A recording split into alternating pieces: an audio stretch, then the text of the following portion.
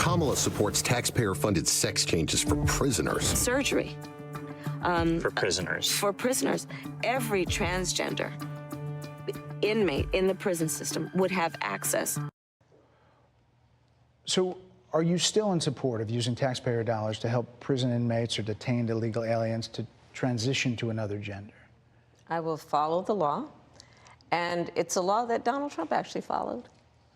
You're probably familiar with, now it's a public report, that under Donald Trump's administration, these surgeries were available on a medical necessity basis to people in the federal prison system. And I think, frankly, that ad from the Trump campaign is a little bit of like throwing, stones when you're living in a glass house. The Trump aides say that he never advocated for that prison policy and no gender transition surgeries you know what, you got to take responsible for what happened in your administration. Yeah, no surgeries happened in his presidency. It's in black and white. Would you still advocate for using taxpayer dollars for gender reassignment surgeries? I will follow the law, just as I think Donald Trump would say he did. You would have a say as president. Like I said, I think it's he spent $20 million on those ads, trying to create a sense of fear in the voters because he actually has no plan in this election that is about focusing on the needs of the American people.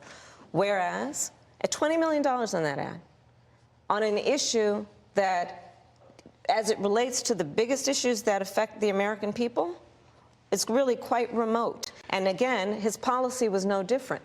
Look at where we are, though. They say on plans for the American people, I'm offering a plan to deal with affordable housing. I'm offering a plan to deal with what we need to do to strengthen small businesses, which are the backbone of America's economy.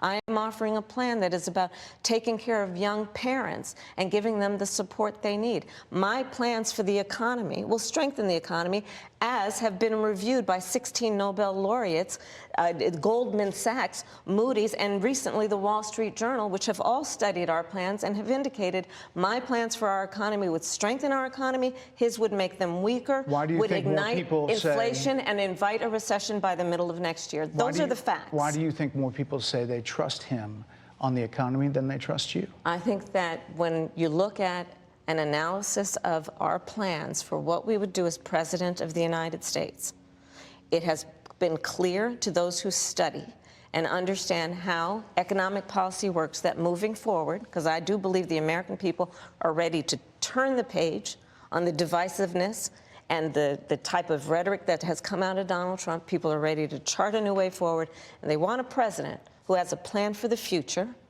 and a plan that is sound and will strengthen our country.